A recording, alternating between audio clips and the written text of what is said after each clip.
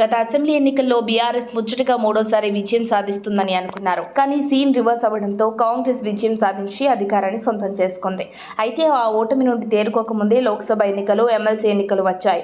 అయితే గతంలో మహబూబ్ నగర్ స్థానిక సంస్థల ఎమ్మెల్సీగా గెలిచిన కసిరెడ్డి నారాయణ రెడ్డి అసెంబ్లీ ఎన్నికల ముందు బీఆర్ఎస్ను వీడి కాంగ్రెస్లో చేరారు.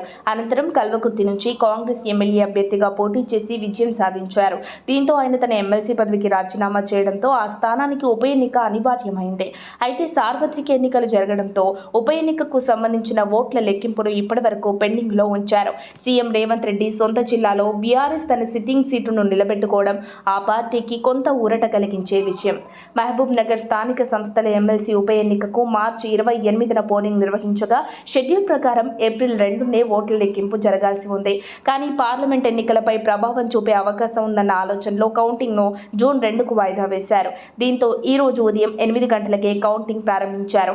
అయితే ఈ ఎమ్మెల్సీ ఉప ఎన్నికల్లో అధికార కాంగ్రెస్ ను వెనక్కి నెట్టి కారు పార్టీ అభ్యర్థి విజయం సాధించారు. మహబూబ్ నగర్ స్థానిక సంస్థల ఎమ్మెల్సీ ఉప ఎన్నికల్లో బీఆర్ఎస్ అభ్యర్థి నవీన్ కుమార్ రెడ్డి ఘన విజయం సాధించారు. సమీప ప్రత్యర్థి కాంగ్రెస్ అభ్యర్థి మన్ని జీవన్ రెడ్డిపై దాదాపు 110 ఓట్ల తేడాతో నవీన్ కుమార్ రెడ్డి విజయం సాధించారు. ఇక స్వతంత్ర అభ్యర్థి సుదర్శన్ గౌడ్ కు ఒక ఓటు వచ్చింది.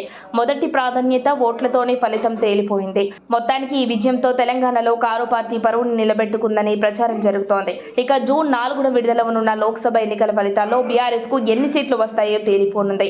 ఈ సంతోషాన్ని మిగులుస్తుందా, చేజార్చుకుంటుందా వేచి చూడాలి. మరిన్ని అప్డేట్స్ కోసం మా కాయ్ టీవీని సబ్స్క్రైబ్ చేసుకోండి. మా వీడియో కనుక మీకు నచ్చినట్లయితే లైక్ చేయండి, షేర్ చేయండి. మీ విలువైన అభిప్రాయాలను కామెంట్ బాక్స్లో తెలియజేయండి.